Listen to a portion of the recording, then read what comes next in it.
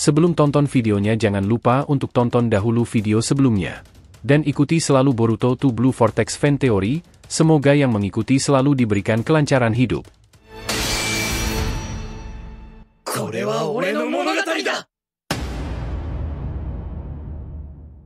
Peringatan, ini adalah hanya fan teori, dan jadikan sebagai video hiburan di waktu senggang. Di sisi lain Konoha, ketika pertempuran di permukaan terus memanas. Terlihat Sasuke dan Koji yang memasuki bekas laboratorium Amado di Konoha. Amado memang sudah lama meninggalkan Konoha, dan keberadaannya masih belum diketahui berada di mana. Sasuke berkata, pertempuran di atas sepertinya semakin intens. Kita harus bergerak cepat untuk mencari tahu apakah ada sesuatu yang aneh di sini. Koji juga mulai menyebar kodok-kodoknya untuk mencari apa ada yang aneh di setiap sudut ruangan. Tiba-tiba Sasuke dan Koji menemukan sebuah ruangan aneh dengan simbol-simbol Otsutsuki. Saat memasuki ruangan tersembunyi yang penuh dengan ukiran kuno dan simbol-simbol Otsutsuki, Sasuke merasakan aura yang berbeda dari tempat lain di laboratorium itu. Ukiran di dinding tampak rumit, berkelok-kelok membentuk simbol yang berpendar samar dengan cahaya ungu redup. Koji mendekat, memperhatikan simbol-simbol itu dengan hati-hati, sementara kodok-kodoknya terus berjaga di sekitar ruangan. Ini bukan sekadar dekorasi, kata Koji dengan nada penuh kecurigaan. Sepertinya simbol-simbol ini memiliki fungsi tertentu. Sasuke, yang mengamati dengan mata rinnegannya, mengangguk. Ini mungkin semacam segel. Mungkin juga komunikasi atau pemanggilan. Amado pasti sengaja meninggalkan ini, tapi untuk apa? Tanpa membuang waktu, Sasuke mengulurkan tangannya, jari-jarinya menyentuh salah satu simbol aneh itu. Begitu jarinya menyentuh simbol pertama, ruangan mulai bergetar, dan simbol-simbol itu menyala semakin terang, seakan merespons energi yang dilepaskan dari Sasuke. Jaga dirimu, ini bisa jadi jebakan, kata Koji, bersiap untuk menghadapi apapun yang akan muncul.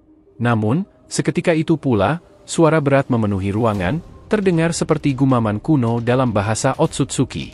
Dinding di sekitar mereka mulai bersinar, memunculkan bayangan yang samar-samar membentuk sosok humanoid.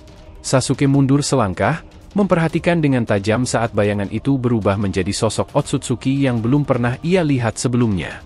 Tingginya menjulang, berambut putih keperakan yang terurai panjang, dan mata mereka bersinar keemasan dengan 3 tomoe yang berputar di irisnya.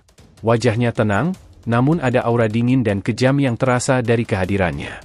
Jubah panjangnya melambai-lambai, penuh dengan simbol-simbol yang mirip dengan yang terukir di dinding. Siapa kau? Sasuke bertanya, tetap waspada dengan tangan siaga pada kusanagi di pinggangnya. Sosok Otsutsuki itu tidak menjawab langsung, namun matanya yang tajam mengamati Sasuke dan Koji dengan tatapan yang penuh penilaian. Kalian para manusia yang lemah, berani memasuki ruanganku. Suara sosok itu terdengar bergema di seluruh ruangan, setiap kata dipenuhi dengan nada tinggi. Aku adalah Ishura Otsutsuki, salah satu yang pertama dari klan Otsutsuki, jauh sebelum para Otsutsuki yang kalian kenal. Apakah kalian mencari kekuatan atau justru kehancuran? Sasuke menyipitkan mata, mencoba menilai seberapa besar ancaman yang dihadapi. Kami tidak mencari kekuatanmu, jawabnya dengan tenang. Kami hanya ingin tahu apa rencana klanmu. Mengapa kalian terus mengancam bumi? Ishura tersenyum kecil, seolah pertanyaan itu tidak mengganggunya. Bumi hanyalah sebuah pion dalam skema yang lebih besar, kalian para manusia tak lebih dari pengganggu bagi kami. Namun, ia menambahkan sambil menatap Sasuke lebih dalam, ada sesuatu yang berbeda dalam dirimu. Kau membawa kekuatan yang tidak dimiliki manusia biasa. Rinnegan dan Sharingan dalam satu tubuh manusia. Menarik sekali. Koji, yang diam-diam telah bersiap menggunakan jutsunya, memberi isyarat pada Sasuke agar tetap waspada. Jadi kau salah satu pendahulu Otsutsuki? Tanya Koji, mencoba memahami skala ancaman di depannya. Mengapa kau di sini? Apa yang Amado ingin capai dengan meninggalkan simbol-simbol ini? Ishura mengangkat tangan dan tersenyum licik. Amado? Hanya boneka dalam rencana yang lebih besar. Ia tak tahu sepenuhnya apa yang sedang ia mainkan. Ia kemudian memandang Sasuke dan Koji dengan tatapan tajam yang menusuk. Kalian pikir kalian memahami kekuatan sejati klan Otsutsuki? Kalian hanya melihat permukaannya. Shibai, dia hanya langkah berikutnya. Sasuke mulai menyadari bahwa Ishura mungkin mengetahui informasi penting tentang Shibai, Otsutsuki yang jauh lebih kuat daripada Momoshiki atau bahkan Ishiki.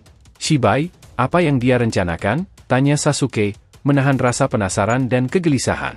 Ishura menunduk, senyum licik tersungging di wajahnya. Dia sedang mempersiapkan kebangkitan kekuatan tertinggi, melampaui segala teknik yang pernah ada di klan Otsutsuki. Mata keemasan Ishura bersinar tajam. Shinjutsu, teknik paling kuno, berasal dari kami, yang pertama.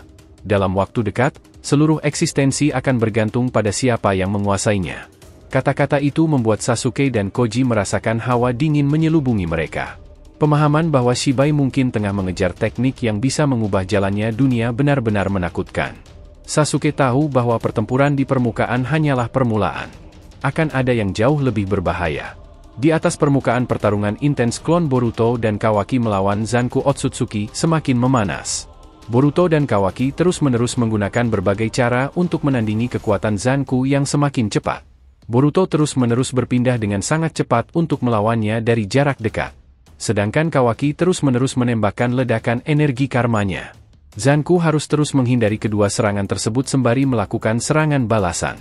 Zanku tampak mulai terdesak saat Boruto dan Kawaki terus menekan dengan serangan bertubi-tubi.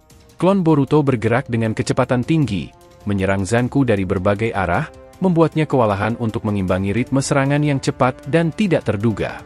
Boruto, sambil menyeringai, tidak berhenti melemparkan kata-kata yang tajam untuk memancing amarah Zanku.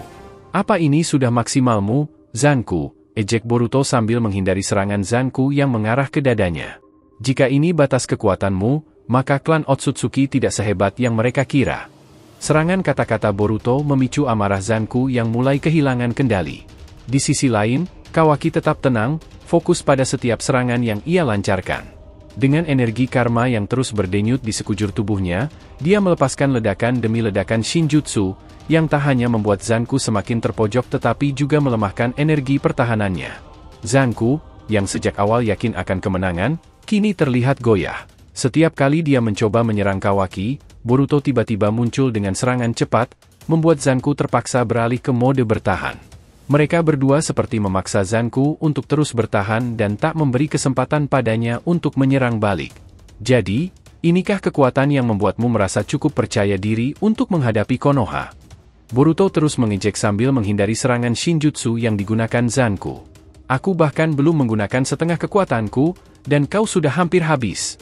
Zanku menggeram, energi di sekitarnya semakin kacau saat dia mengumpulkan Shinjutsu untuk melancarkan serangan terakhir. Namun, dalam sekejap, Kawaki dengan presisi tinggi melepaskan ledakan energi dari tangan karmanya tepat ke arah Zanku. Energi itu menghantam Zanku keras, melemparkannya mundur dengan kekuatan besarnya.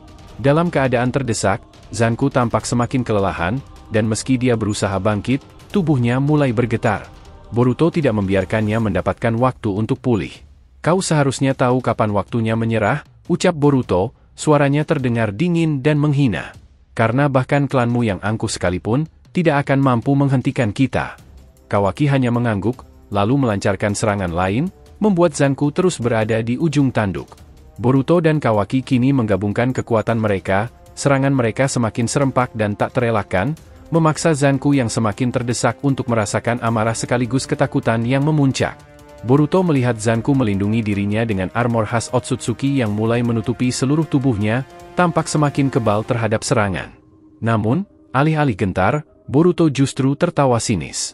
"Benarkah itu perlindungan terakhirmu, Zanku?" ejeknya sambil membentuk sebuah rasengan besar yang berputar dengan energi kosmik. "Armor itu mungkin bisa menahan serangan biasa, tapi mari kita lihat apakah bisa menahan ini."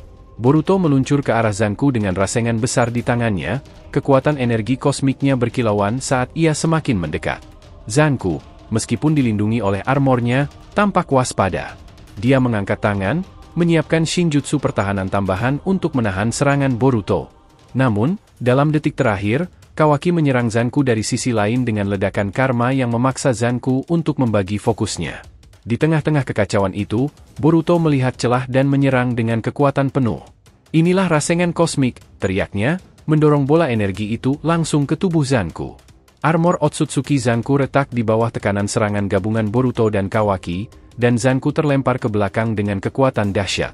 Namun, Zanku bangkit kembali meski armornya sudah retak, amarahnya memuncak. "Kalian benar-benar menguji batas kesabaranku," katanya dengan nada penuh kebencian. Meski terlihat terluka, ia mulai menciptakan sebuah pusaran energi yang semakin membesar, menyiapkan serangan balasan. Boruto, masih memegang kendali, Kembali memancingnya, jadi, hanya ini yang kau punya? Aku bahkan belum merasakan kekuatan Otsutsuki yang sebenarnya. Kata-kata Boruto membuat Zanku semakin marah, kehilangan kendali atas fokusnya. Di saat yang sama, Kawaki menyiapkan serangan terkuatnya, memusatkan energi karma dengan cermat. Terima kasih telah menonton alur cerita teori Boruto to Blue Vortex kali ini. Semoga kalian menikmati setiap teori dan spekulasi yang kami sajikan, serta tetap antusias menantikan kelanjutan kisah seru ini. Jangan lupa untuk like dan ikuti selalu Boruto to Blue Vortex fan teori, sehingga semakin berkembang. Jika sudah terima kasih, dan sampai bertemu di video alur cerita teori berikutnya.